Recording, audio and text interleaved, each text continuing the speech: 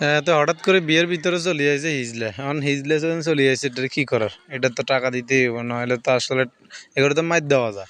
কিন্তু সবার ফ্যামিলি আছে এখানে, মহিলাদের কারণে মনে করেন যে এদের কিছু করা যাইত না এখন, কারণ তাদের ইজ্জত নাই। প্রতিটা মানুষের তো আর ইজ্জত আছে।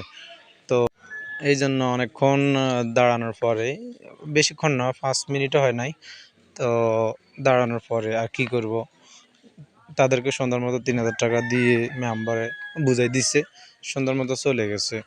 তো যদি না যাইতো, 3,000 টাকা না মানতো, হয়তো আরক্ষণ দাঁড়া থাকলে আরো 500 টাকা পাইতো, এরকম আর কি।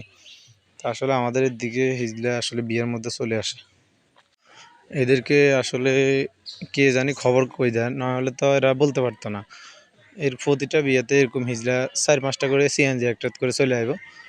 তা আসি এখন 3,000 টাকা দেওয়াতে চলে যাইতেছে, এই আর কি। ওকে।